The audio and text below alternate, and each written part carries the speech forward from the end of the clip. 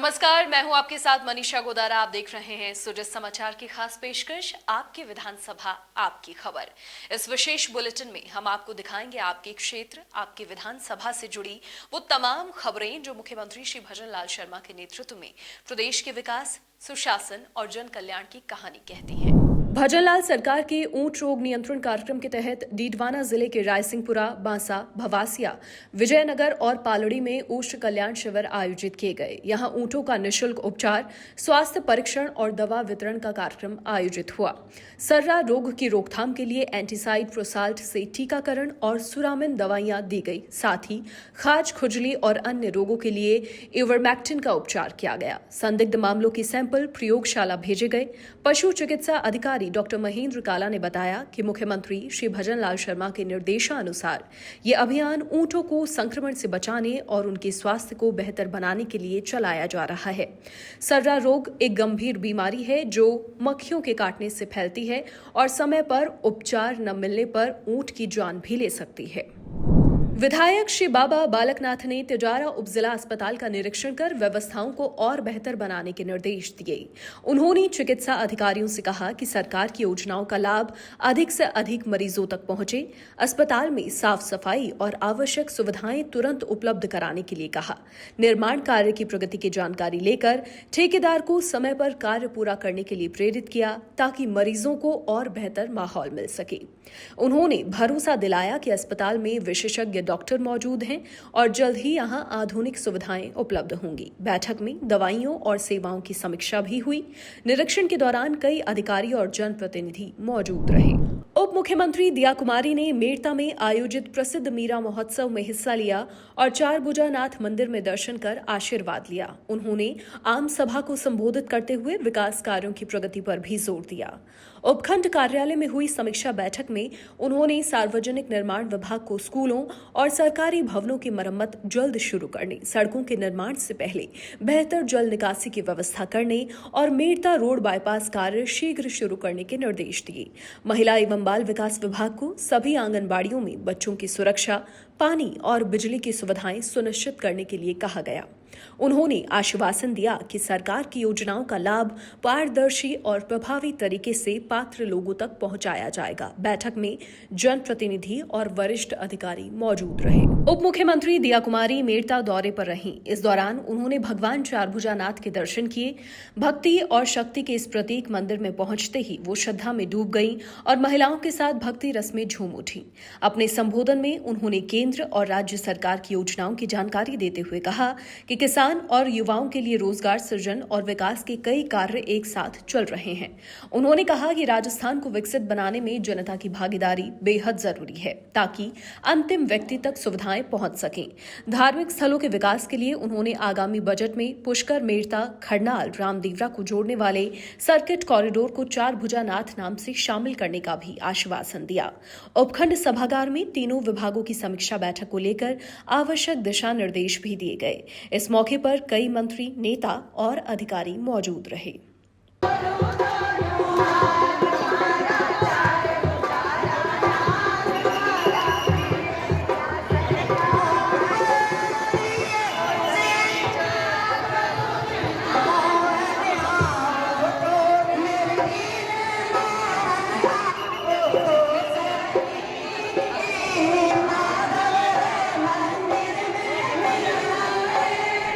देखिए, सौगात तो मैं यही कहना चाहूँगी कि बहुत सारी सौगातें तो वैसे भी हमारे दोनों ही बजट्स में इस क्षेत्र को दी गई हैं। बहुत सारी सड़कें सैंक्शनड हैं।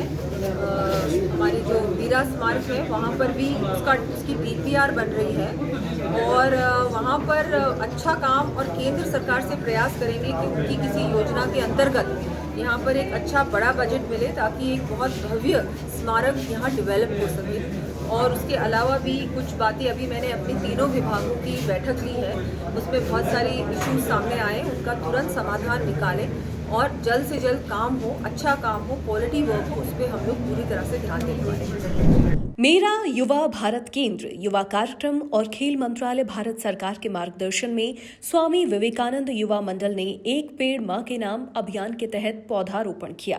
गंगापुर सिटी में चित्रकला प्रतियोगिता और देवनारायण मंदिर परिसर में पौधारोपण हुआ। कार्यक्रम में शिक्षाविद आसिफ और इमरान ने पौधों के महत्व और पर्यावरण संरक्षण पर जोर दिया। युवाओं को संविधान की प्रस्तावना और नशा मुक्ति की शपथ दिलाई गई। चित्रकला प्रतियोगिता में विजेताओं को मेडल और प्रमाण पत्र देकर सम्मानित भी किया गया। इस अभियान का उद्देश्य लोगों को नए पेड़ लगाने और पुराने पौधों को बचाने के लिए प्रेरित करना है। कार्यक्रम में कई युवा उत्साहपूर्वक शामिल हुए। अजमेर के डीएवी कॉलेज खेल मैदान में अजमेर दक्षिण विधानसभा की मातृशक्ति ने मॉनसून फेस्ट का आयोजन किया। महिलाओं द्वारा और महिलाओं के लिए आयोजित इस उत्सव में सशक्तिकरण, मनोरंजन और जागरूकता का संगम देखने को मिला। कार्यक्रम में महिलाओं की विभिन्न प्रतियोगिताएं हुई और विजेताओं को सम्मानित किया गया। बच्चों के लिए झूले और 30-40 तरह की स्टॉल्स लगाई गई। इस दौरान कार्यक्रम में राष्ट्रीय महिला आयोग अध्यक्ष विजया किशोर राहटकर, उप मुख्यमंत्री दिया कुमारी, राज्य मंत्री मंजू बागमार, विधायक अनीता भदेल सहित कई जनप्रतिनिधि उपस्थित रहे। महिलाओं को कानूनी अधिकारों की जानकारी देने के लिए जिला विधिक सेवा प्राधिकरण और स्वास्थ्य संबंधी जानकारी के लिए स्वास्थ्य विभाग ने शिविर लगाए। कार्यक्रम में महिलाओं और बच्चों ने उत्साहपूर्वक भाग लिया। बहुत ही सुंदर दृश्य है।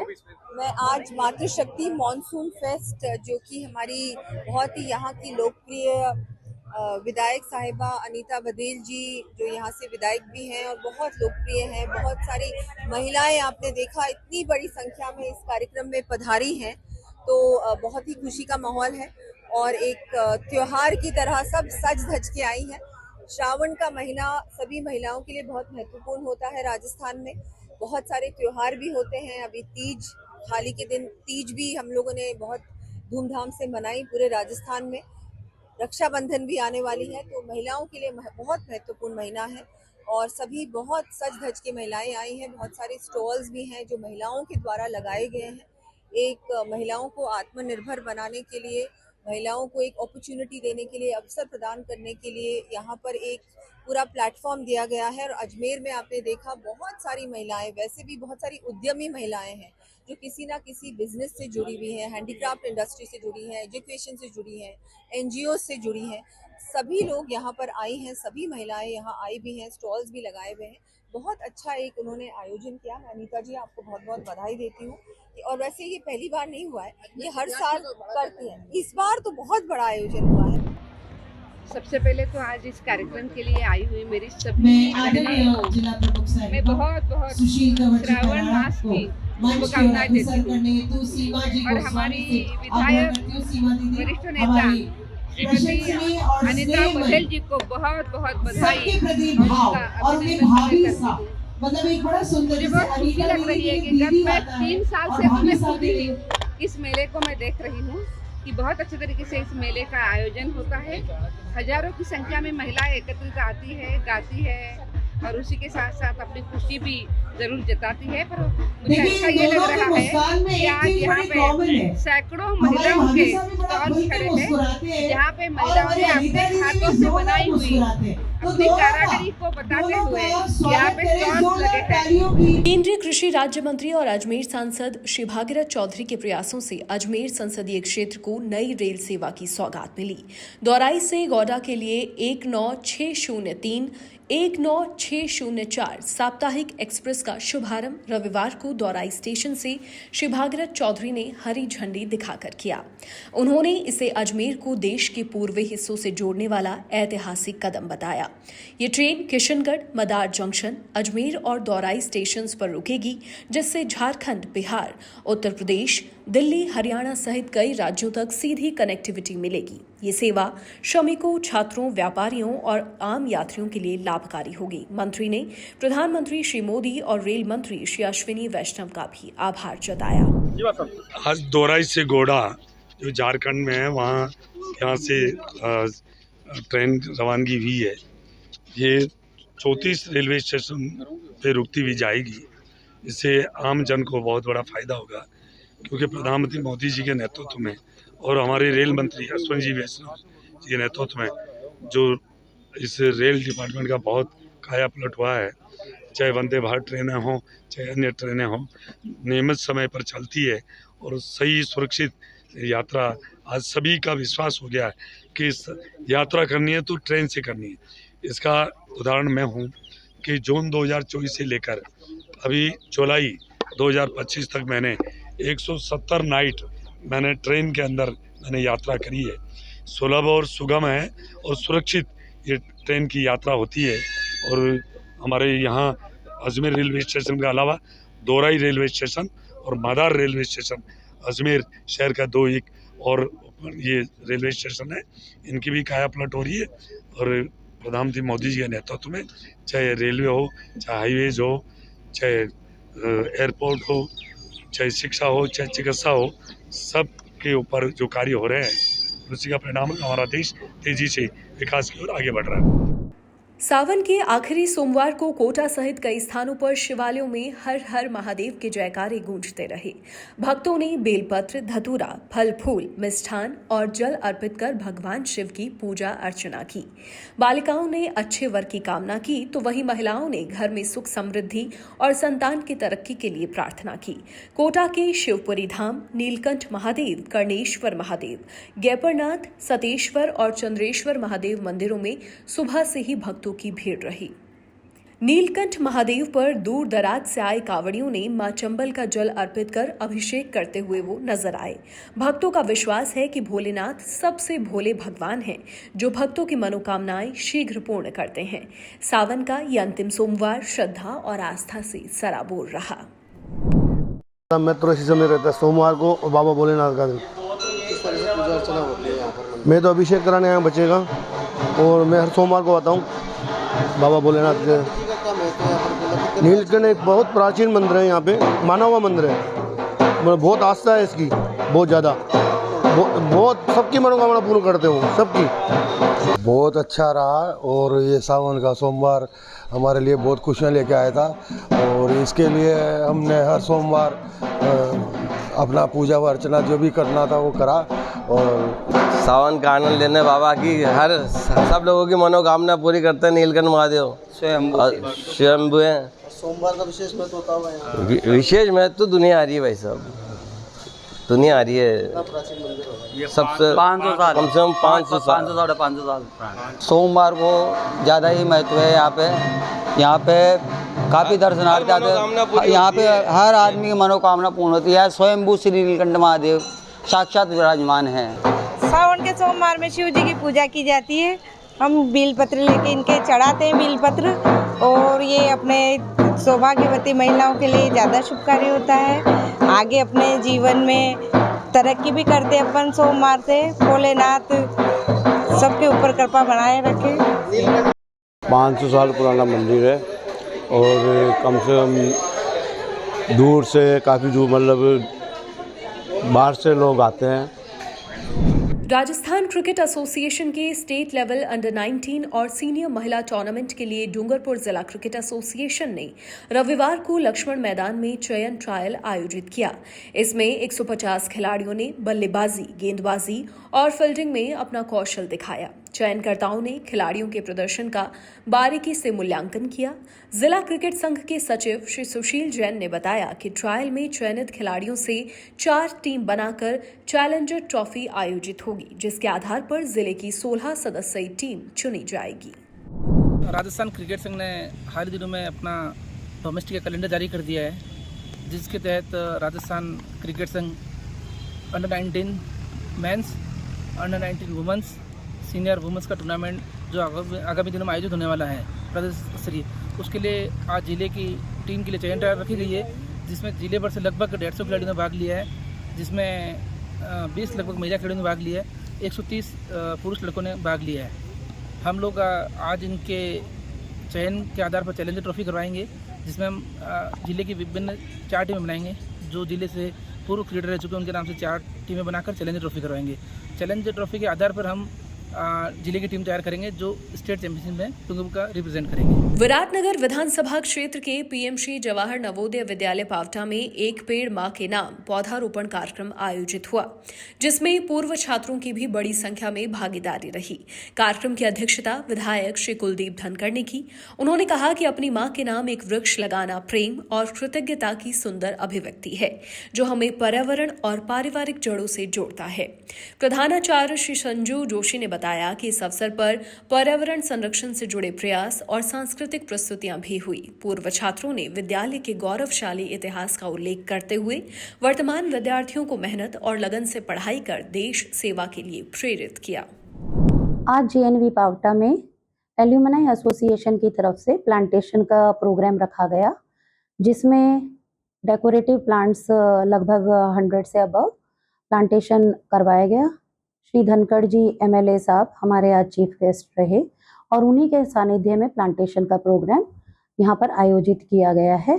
सभी विद्यार्थियों ने, विधायक जी ने, हमारे एल्यूमनाई एसोसिएशन के सभी सदस्यों ने एक पेड़ मां के नाम इस मुहिम को आगे चलाते हुए आज प्लांटेशन का कार्यक्रम किया है। सिर्फ प्लांटेशन का ही एक आयोजन नहीं है, बल्कि हमारी एल्यूमनाई एसोसिएशन की तरफ से आज जो हमारे स्टूडेंट्स पढ़ रहे हैं विद्यालय में, उनको मेंटोरिंग एंड गाइडेंस का भी प्रोग्राम उन्होंने यहाँ पर आयोजित किया है।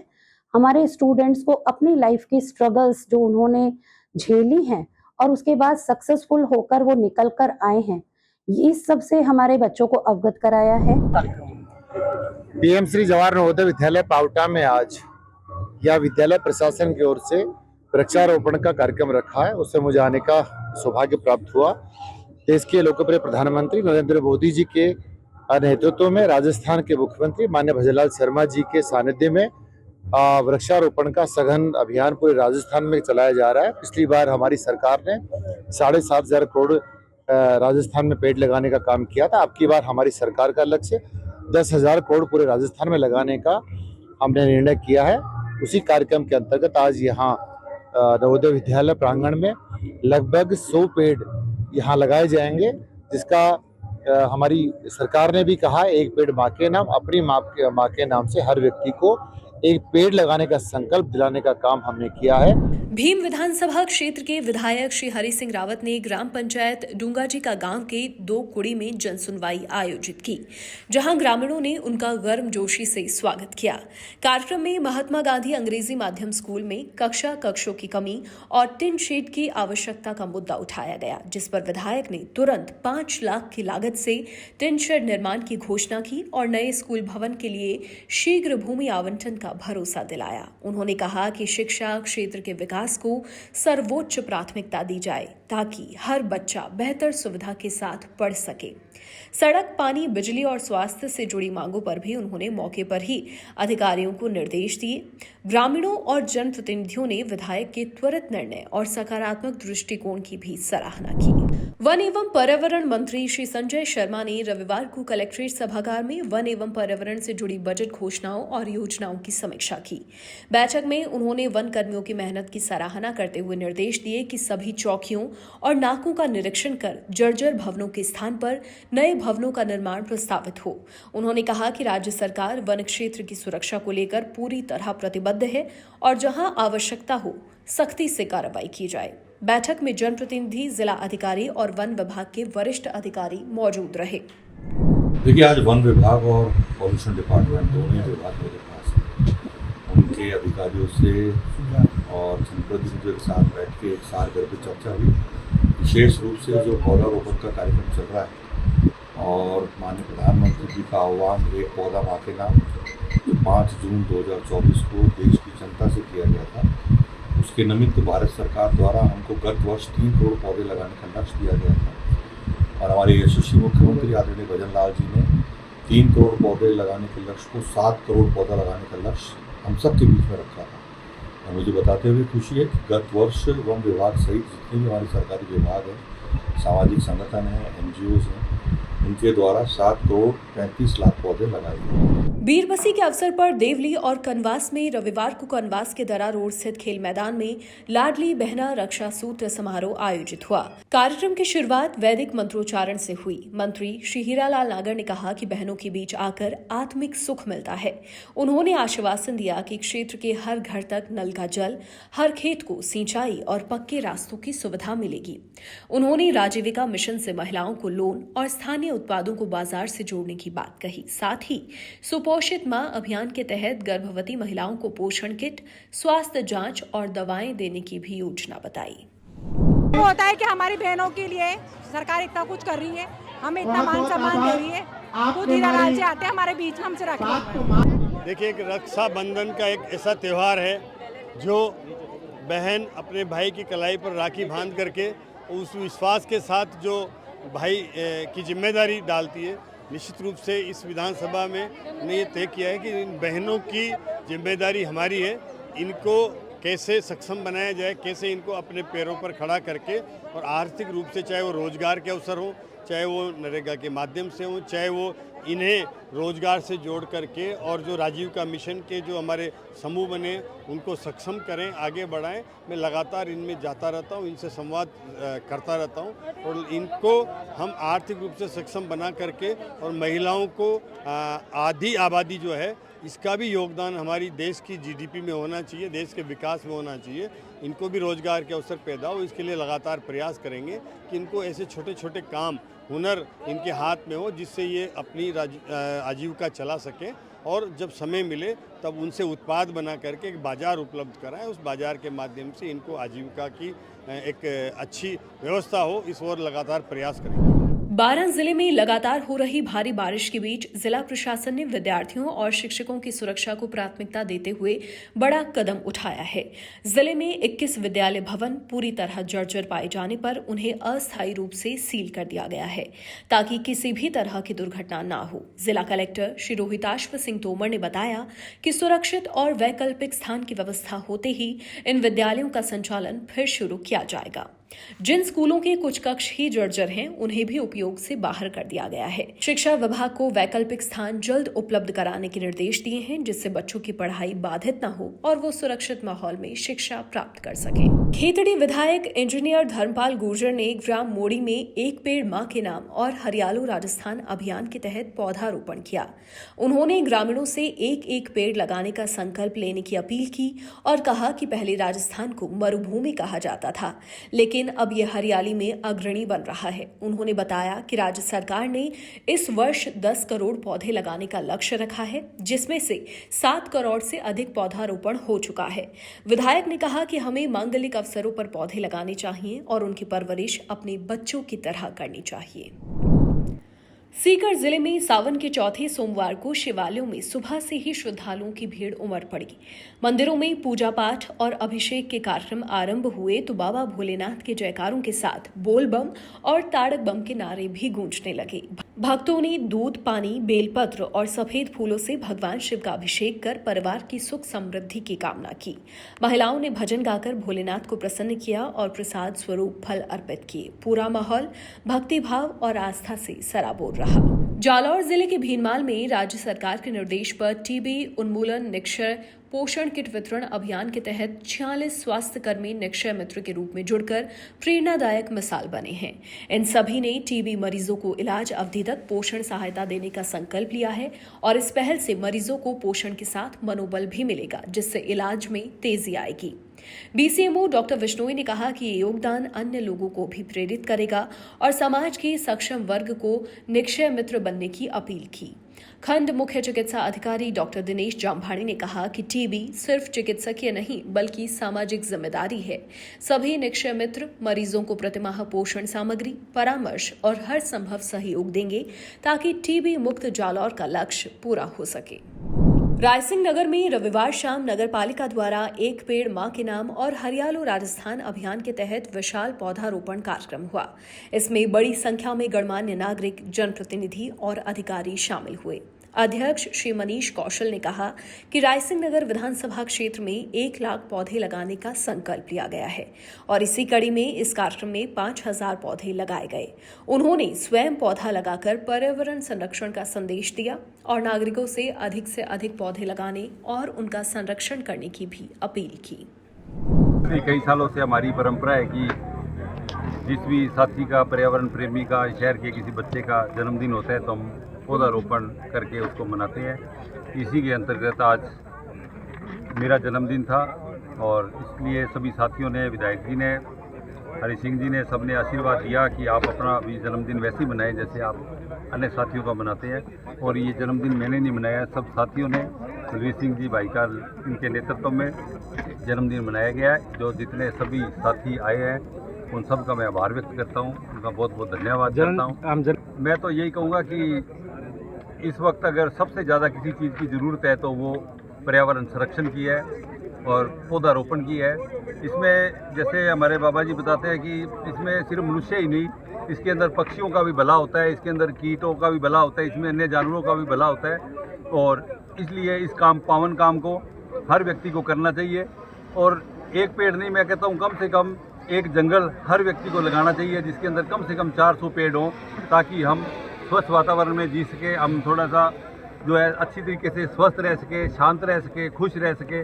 और इसके लिए सभी से मेरी अपील है कि ज़्यादा से ज़्यादा पौधारोपण अभियान में भाग। सादुलपुर में एक पेड़ एक विद्यार्थी थीम पर पौधारोपण अभियान और नई राष्ट्रीय शिक्षा नीति 2020 पर विशेष संगोष्ठी आयोजित हुई। कार्यक्रम का शुभारंभ महाराजा गंगा सिंह विश्वविद्यालय बीकानेर के कुलपति प्रोफेसर मनोज दीक्षित ने दीप प्रज्वलन के साथ किया। उन्होंने कहा कि एक पेड़ लगाना एक जीवन बचाने जैसा है और हर विद्यार्थी को कम से कम एक पेड़ अवश्य लगाना चाहिए।